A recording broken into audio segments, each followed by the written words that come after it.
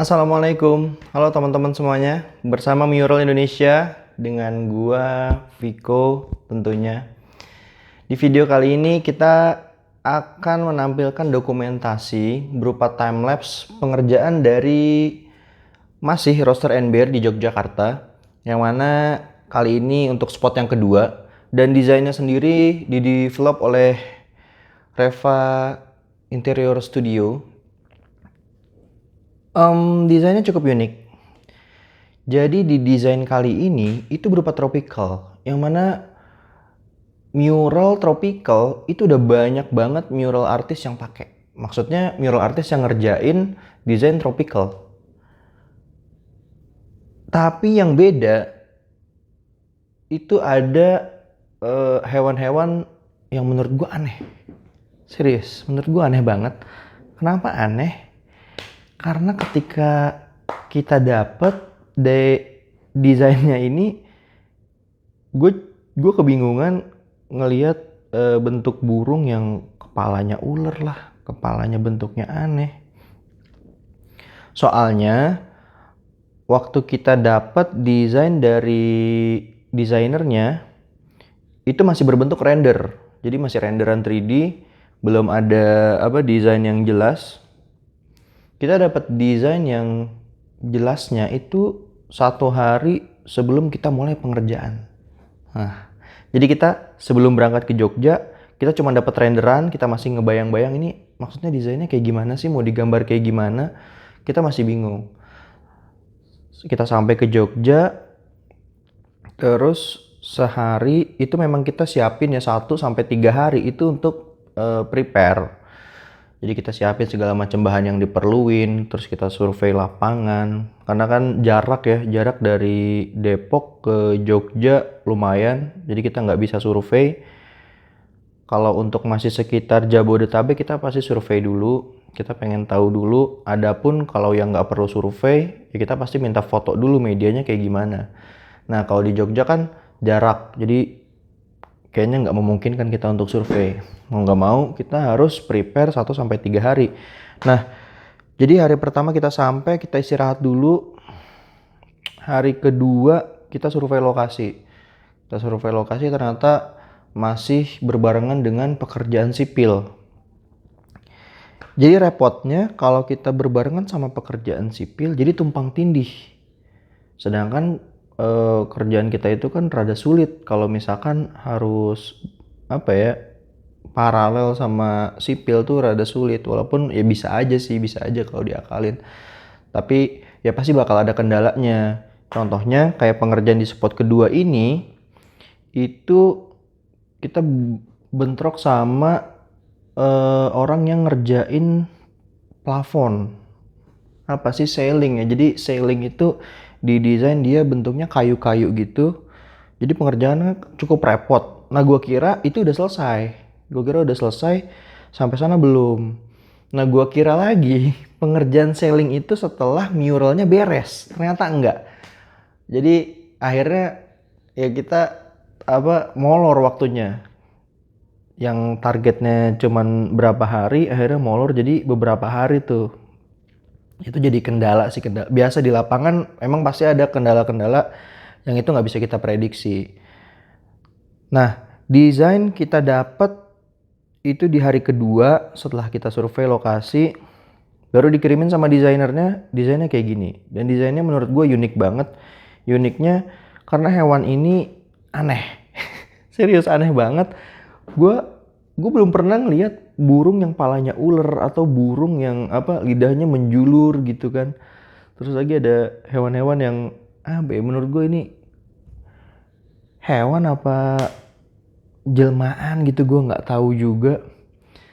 Tapi setelah gue coba search di Google keywordnya weird animal, ternyata ada tuh hewan-hewan kayak gitu.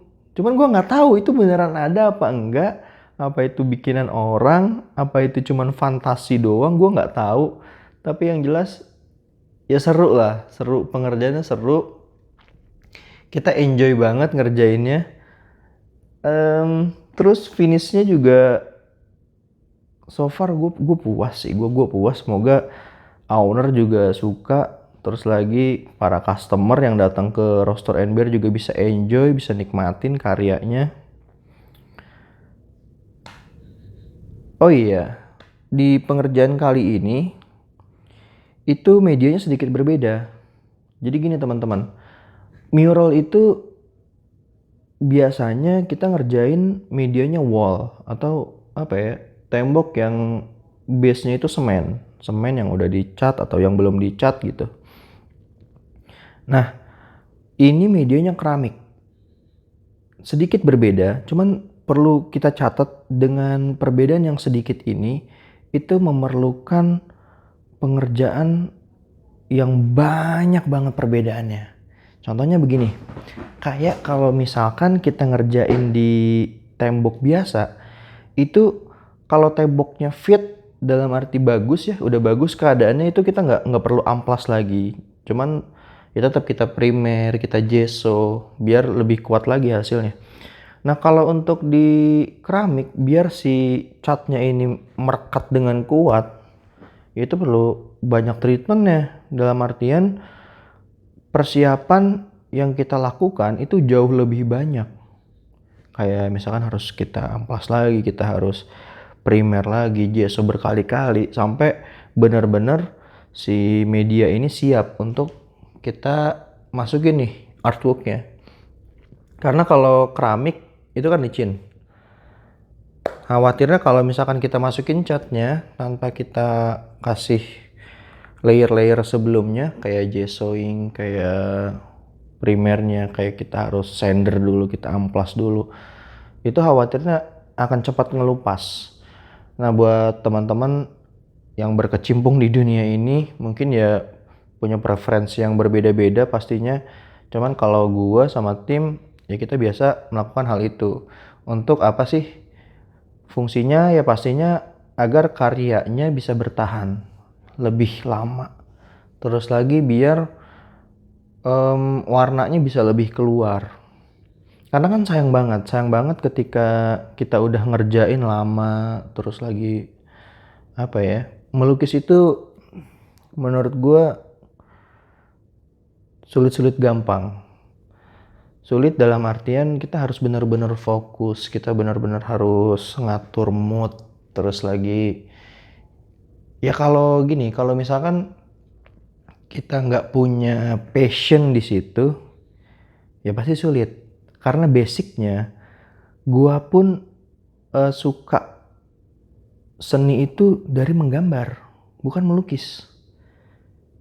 Jadi gue ngegambar baru melukis.